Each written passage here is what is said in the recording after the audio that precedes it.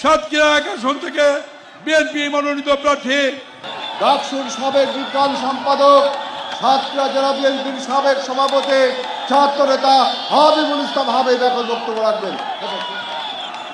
নাহমাদুহু ওয়া নুসাল্লি আলা রাসূলিহিল কারীম, আম্মা বাদ। আউযু বিল্লাহি মিনাশ শাইতানির রাজীম। বিসমিল্লাহির রহমানির রহিম। আজকের খুলনার ঐতিহাসিক এই নির্বাচনী সভার প্রিয় সভাপতি উপস্থিত হয়েছেন।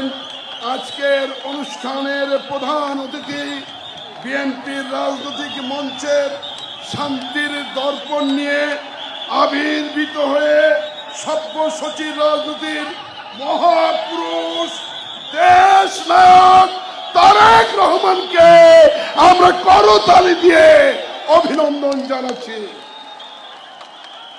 প্রিয় বন্ধুগণ, অনেক দিন অপেক্ষায় ছিলাম এই খুলনা অঞ্চলে আমাদের প্রিয় নেতা পদার্পণে মানুষ আসবেন এবং তার কথা শুনবে। আমি বেশি বক্তব্য দিব না। আমার নির্বাচনী এলাকার সাতক্ষীরার মানুষ ইনশাল্লাহ ঐক্যবদ্ধ হয়েছেন এবং কোনো তাবিজ, কোনো ক্যাপসুল সাতক্ষীরার মানুষ এবার মানবে না। সবাই ইনশাল্লাহ সাতক্ষীরায় ধানের শীষ ভোট দিয়ে নির্বাচিত করবে। আমরা সেই প্রত্যাশা রেখে প্রিয় নেতাকে আমরা অভিনন্দন জানাই।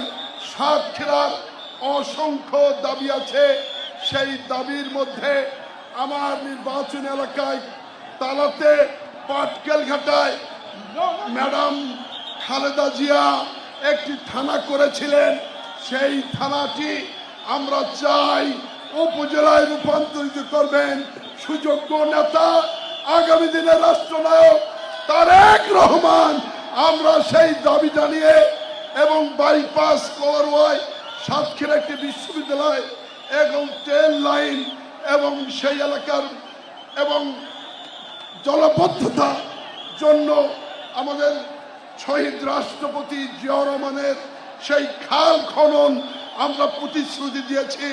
সেই প্রতিশ্রুতি আপনারা বাস্তবায়ন হবে, তাই আমার নেতার কাছে সেই দাবি জানিয়ে আমরা ইনশাল্লাহ ঐক্যবদ্ধ হয়ে তার হাতকে শক্তিশালী করব, এই আহ্বান জানিয়ে আমি আমার বক্তব্য শেষ করছি। আসসালামু আলাইকুম।